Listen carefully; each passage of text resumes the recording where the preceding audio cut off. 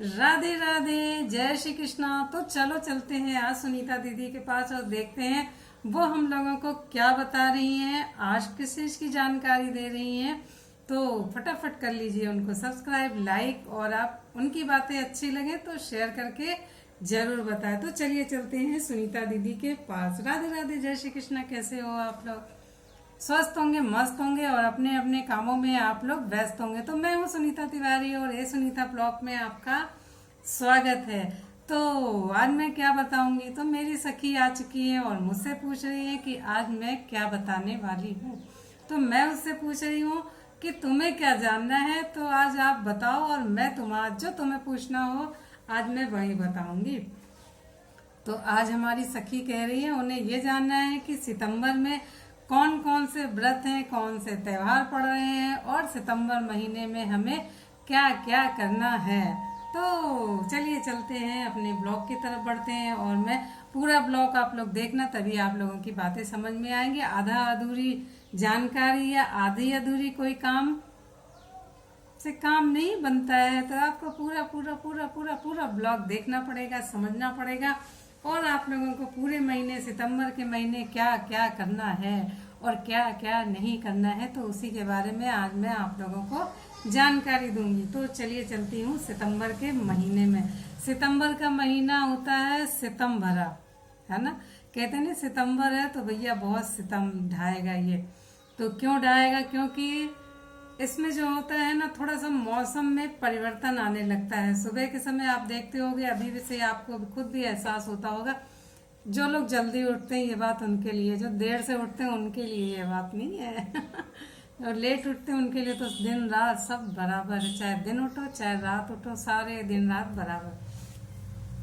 तो सितंबर में जो चेंज होता है, मौसम थोड़ा सा चेंज होता है ना, तो इसकी वजह से सबसे ज़्यादा बीमारियां फैलती हैं। वायरल बहुत फैल रहा है और आप लोग के घर में, अड़ोस पड़ोस में एक आध लोग तो होते ही जिनको जुकाम, बुखार, खांसी इस समय होता ही होता है, क्योंकि सीजन चेंज होता है। मच्छर भी बहुत ज़्यादा, तरह तरह के कीड़े मकोड़े भी बहुत होते हैं, तो इनसे जो सीजनल बीमारियां हैं वो बहुत ज़्यादा होती हैं सितंबर के महीने में। तो अब सावधानी आपको क्या रखनी, सावधानी ये रखनी है कि आप टाइम बे टाइम नहाना है, टाइम बे टाइम कुछ खाना पीना है, या आप ठंडा पानी, सबसे ज़्यादा तो लोग जो ठंडा पानी, इस समय क्या होता है दोपहर में बहुत तेज़ धूप होती है, गर्मी बहुत पड़ रही है और हमारे यहाँ से ट्रेनें भी निकल रही हैं, हमारा रोड का घर है, तो हमारी तरफ से ठेले वगैरह भी बहुत हैं, उसको आप ध्यान नहीं दिए। आप लोग सिर्फ मेरी बातें ही सुनिए और मुझे समझिए और मुझे ही देखिए।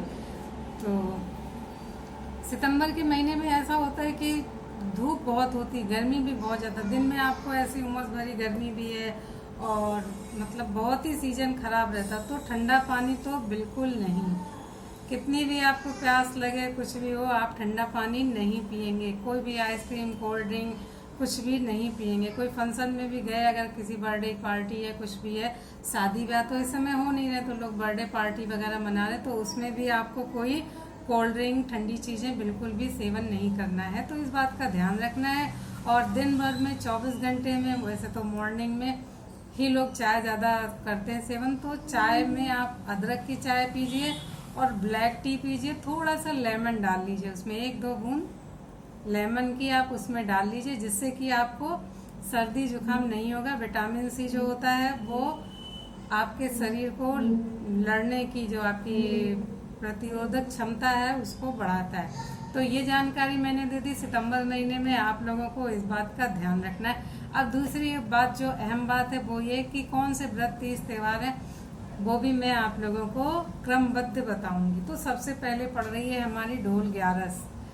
ढोल ग्यारस को क्या है, गणपति जी हमारे विदाई। कुछ जगह लोग ढोल ग्यारस को करते हैं और कुछ लोग, अब तो माइक भी चलने लगा है गणपति जी का, तो कुछ लोग ढोल ग्यारस को करते हैं और कुछ लोग एकादशी को, जो ढोल ग्यारस में बोल रही ना, तो एकादशी, ढोल ग्यारस की एकादशी बोली जाती है, क्योंकि ढोल बजा के हम लोग गणपति जी को विदा करते हैं, तो इसलिए इसको ढोल ग्यारस बोला जाता है। तो उस दिन गणपति जी विदा होते हैं और कुछ लोग करते हैं। फिर उसके बाद क्या आएगी, अनंत चौदस।